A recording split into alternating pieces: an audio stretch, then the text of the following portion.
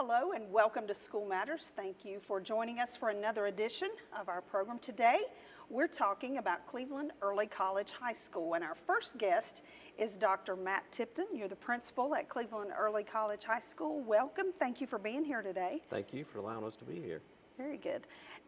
Talk to us, if you don't mind, to start with. Just give us a little bit of your background, if you don't mind, just to kick things off. So just a little bit about my administrative experience. experience. This will be, this year's my 10th year in administration. I started out at Kings Mountain High School for 6 years. I spent 3 years at Kings Mountain Middle after that as the principal, and then over the summer of 2024, transitioned to the Cleveland Early College. So 10 years of administration, and prior to that, I taught for 10 years high school history. So I've been fortunate to see administration on the pre-COVID, COVID, and now post-COVID. So it's been a unique experience being able to craft with education with what we have dealt with since COVID. So. Yeah, certainly gives you a great perspective on all sides. What makes Cleveland Early College different and special from the traditional school setting? There's a variety of areas that make us special, so I'll try to hit on just a few that are really critical from day to day. We have very small class sizes. We have a cultural setting where we have implemented, it's called CREW, where teachers lead grade level students into building continuity, social and emotional. We have intensives, which are field trips that tie into the curriculum. So 3 or 4 of those areas between CREW, intensives, smaller class settings really makes a difference from a traditional setting with the classroom environment. Okay, good. School culture is a phrase we hear a lot of. Talk about the essential elements in your school culture at the Early College High School. So we are fortunate enough to meet usually weekly, every Monday, as a crew, as a staff. A lot of times I refer to our staff as crew. We are crew, not passengers. So a lot of times we have networking where we're able to, get engaged with what's going on throughout the year, what's coming up with different events, such as in the fall we had Hispanic Heritage Month. February will be Black History Month. So as far as the cultural, it really, with our teachers getting input for what do our kids need, what are we doing, how can we improve with our culture. So over the last several years, different things have increased with student-led opportunities where they have approached administration, such as the Winter Formal. That inception took place a couple of years ago. So once again, the cultural piece, trying to, even though we're a non-traditional, we still have a lot of traditional cultural values for students to experience in high school. And sounds like students have some input and can take some initiative too. That's great. Talk about the vision and mission for your school. It's a great question. So if you look up our vision and mission, we want our students to be effective learners and contributors to the world, and ethical people making good decisions.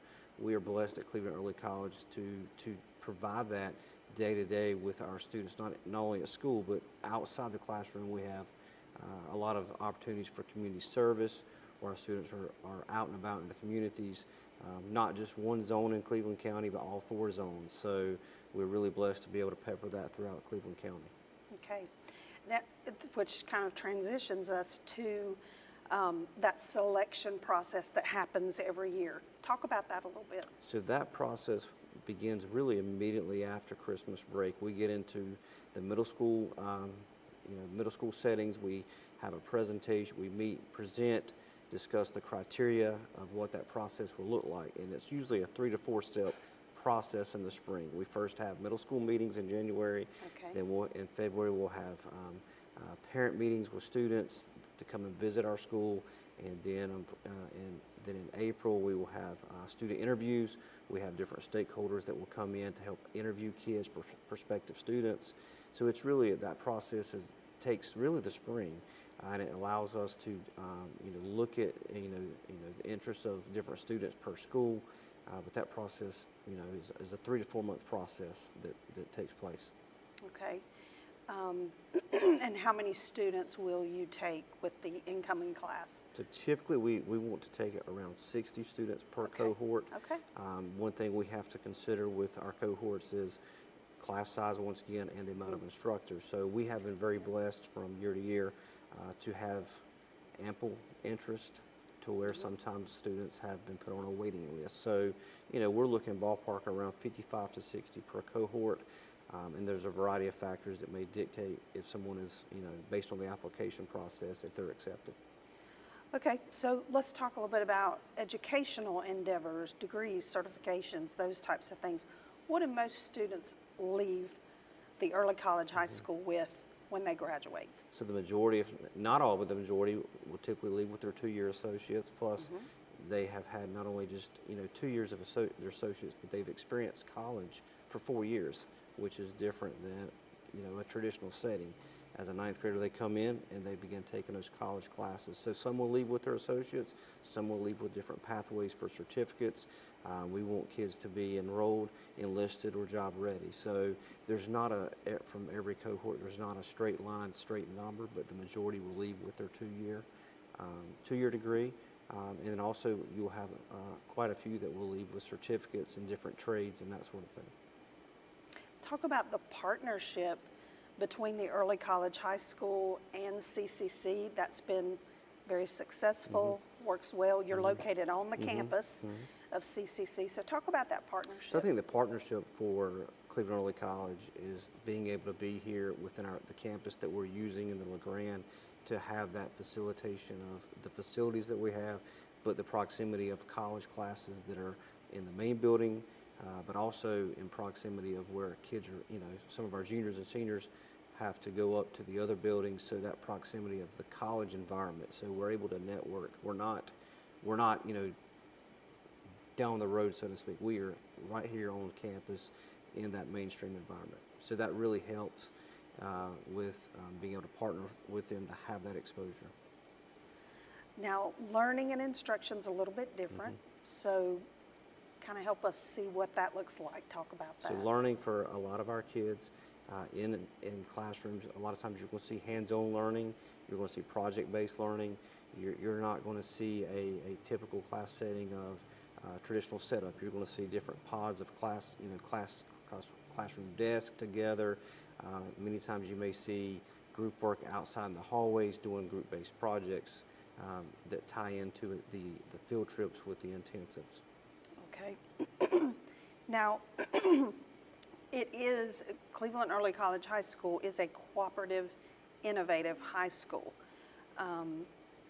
Tell us what that is. Just kind of help us see what that is all about. What does that mean? So throughout North Carolina, most districts will partner with a local community college, and they will provide that local district the opportunity to partner together to provide high school students the opportunity to begin a college environment, college experience at 9th grade, as opposed to a traditional student taking college classes their junior year in a traditional setting. So that is a very appealing opportunity to a lot of kids. So statewide, that really opens up the door for kids to get that experience as a 9th grader, which really helps them get that feel and that pathway of being in college. Absolutely. You mentioned something earlier in the interview that I want to go back to. You mentioned crew, both for your students and your staff, but talk about that a little bit So more. crew is an embodiment of the social and emotional piece. It allows our kids to connect with their teachers. Throughout the year, we have crew competitions where we'll do Crew Olympics in August, and throughout the year we have the Candy Cane Challenge. But what that does is it allows team building, and it allows our students to advocate and really speak up for the school. A lot of times their voices are heard through their crew leaders, which are their teachers. So that term is a strong term on our campus. For me, being being there for just 6 months, I quickly embraced that. As far as our culture, crew is very, very critical to the success of our students.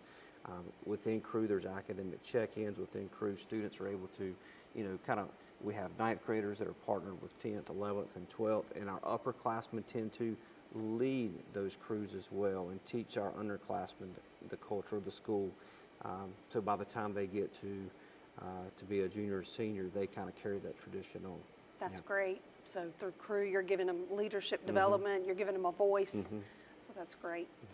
Well, thank you so much, Dr. Tipton, for being here today and for talking to us about the Early College High School. Appreciate what you do for students there. Thank you so much for having us. All right. Thank you. Stay with us. We'll be back with more right after this.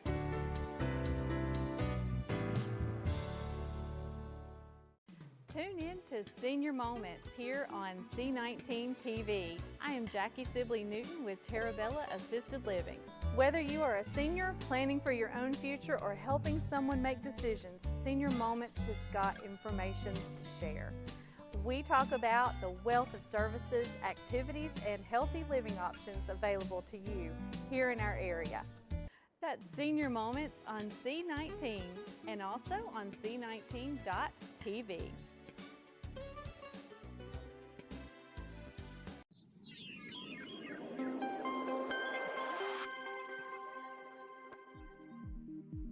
Cleveland Community College has identified strengthening online learning as the topic for its quality enhancement plan. We're calling it SOUL. SOUL's 5-year implementation plan is focused on continuous improvement of online courses and promoting student success. We're excited for you to take this journey with us.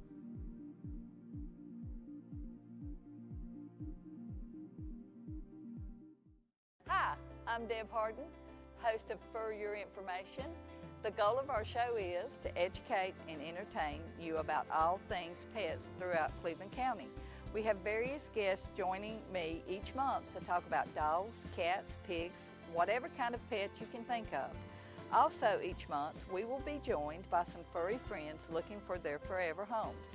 For your information each month, right here on C19 TV and online at www.c19.tv.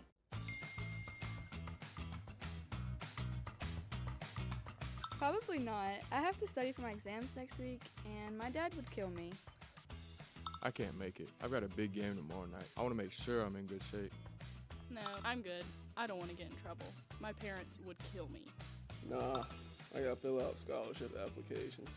Everyone has at least one good reason to stay away from drugs and alcohol. Find your reason today and get back to enjoying life.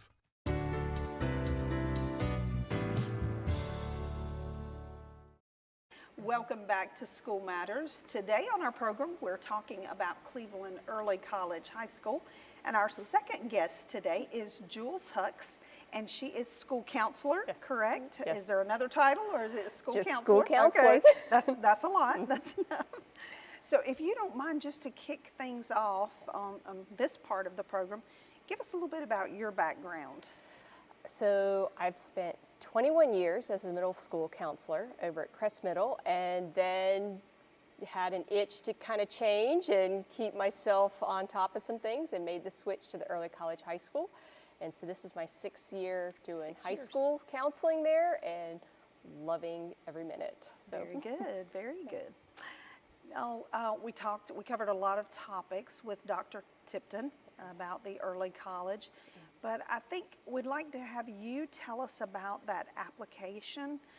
If you don't mind, if we move into that conversation, just who can apply to Cleveland Early College High School?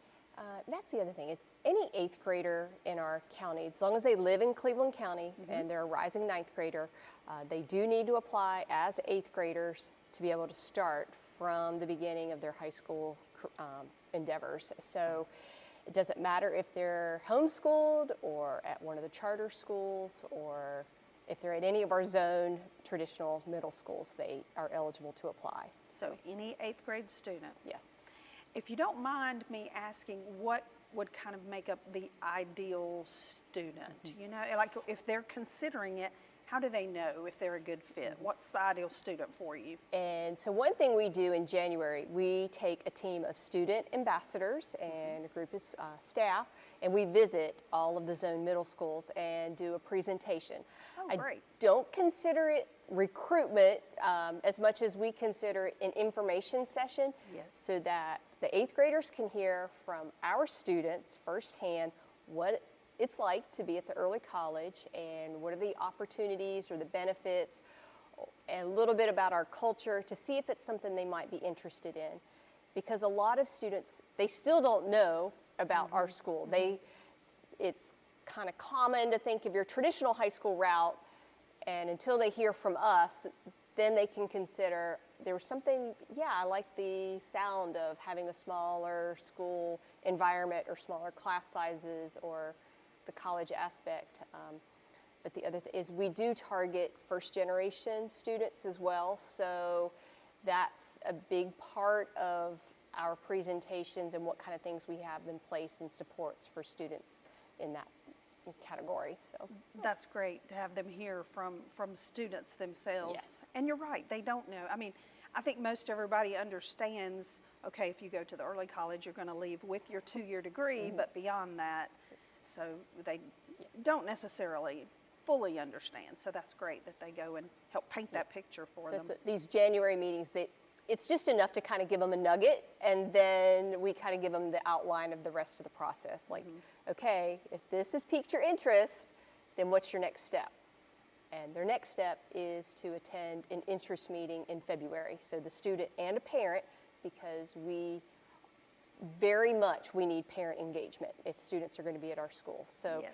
the student and then the parent will come to a February session and then visit our school, see it firsthand, also get more information on some of the logistics, whether it's about busing and lunches and other things that we do at our school. That's similar to traditional schools and some things that are different.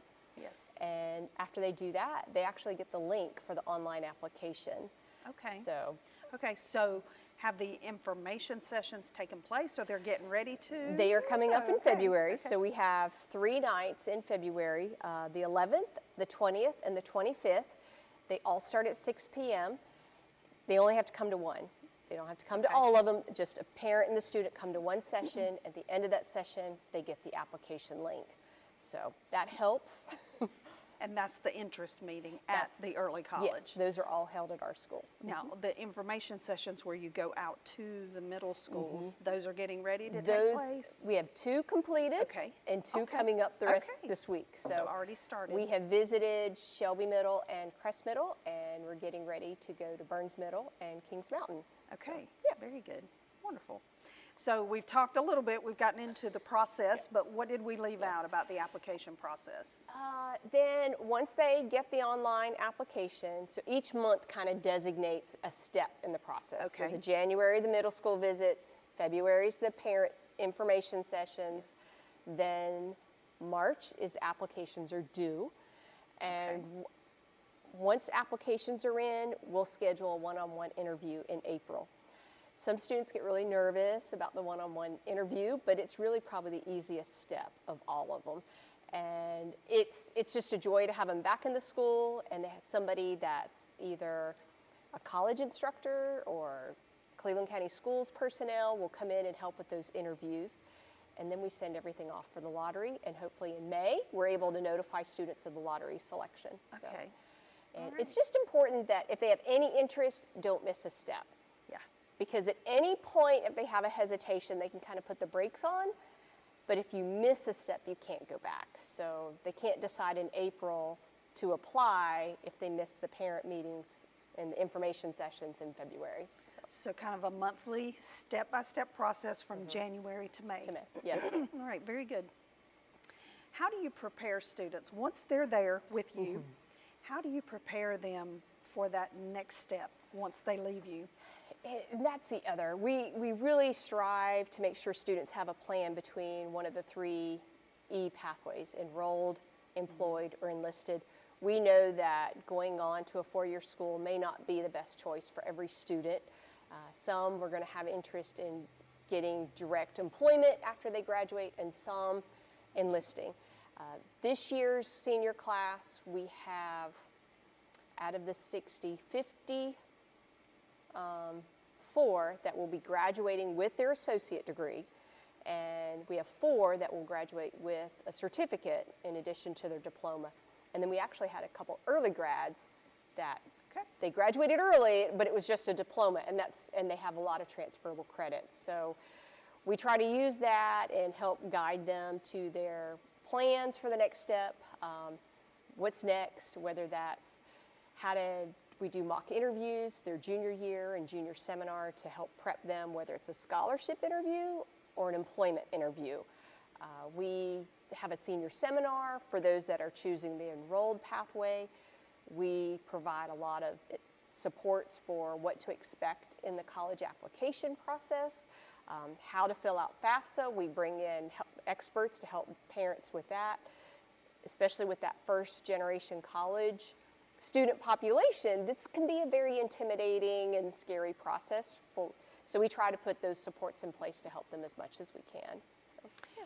Are there other types of student-parent engagement sessions that are held at the school?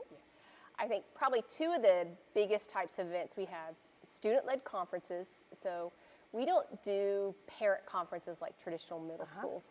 We have student-led conferences, and those typically are twice a year, once each semester for the undergraduate or the underclassmen, 9th and 10th graders. They create a website, they highlight certain artifacts from their core classes, and they even include whether it's other About Me pages or service opportunities, things from their crew that they've accomplished, and parents can hear the students' perspective of their progress for their academics. And then we have, this will be our 4th annual Viking Vision Night that's coming up actually later this week. And that night is a mini job, agency, and college fair. So we have agencies that maybe they have mental health resources, or they have volunteer opportunities for our students, or there might be apprenticeship or careers. And then we have 7 or 8 colleges committed to coming. And so we'll have like a mini job, or mini college fair. And we do help sessions on FAFSA. Yes. So we have a financial aid expert coming in to help guide our parents in completing the FAFSA. And ACT prep is a big deal for our juniors. So all of our juniors and seniors are required to attend. Most of them will bring a parent with them, especially if they have to do FAFSA, and learn about the college application process. So it's a big night, and it's exciting, and it's a good opportunity to have all our students involved. So. That sounds like it. It really does. I've been fortunate to witness some of the things that you do. Do you still do your senior projects? Are those They still? do senior talks still, yes, senior Okay, talks. okay. So, and that's similar to the student-led conferences, except it's kind of varied a little bit. They've either presented to a panel of teachers or to their senior class. Okay. And so they still do that.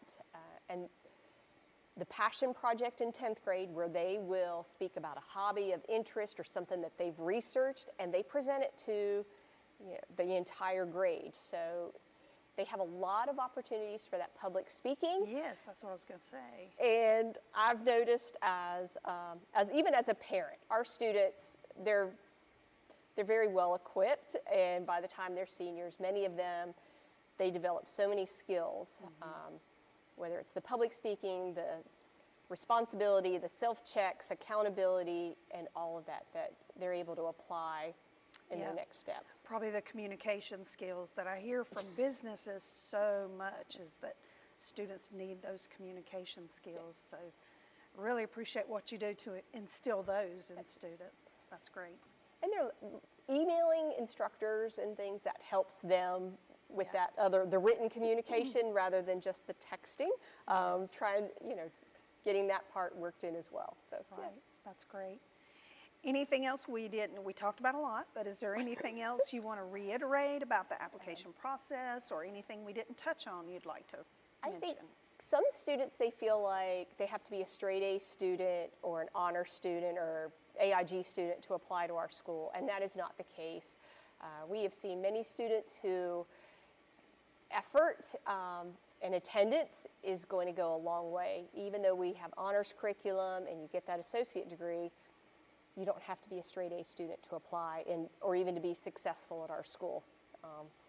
Some of them find out they can be very successful in a different type of learning. So, right. Yeah. And I think it's probably also important to mention that your students have access to some of the same activities, scholarships that students do in the traditional high school as well. So they don't really miss out on those we try to do things. what we can. With prom, we have a prom, Yeah. and they do a formal and do other traditional activities. So yes. Okay, well, very good. Well, thank you so much for being here, Jules, and for talking to us. And good luck on another, I started to say recruiting season, but not necessarily recruiting, but good luck on the selection process for the incoming class. Thank you so much, Rhonda. We appreciate you All having right, us. thank you. And thank you for joining us for this edition of School Matters. School Matters is a production of the Communications Department of the Cleveland County School System. For additional information, visit our website at www.clevelandcountyschools.org.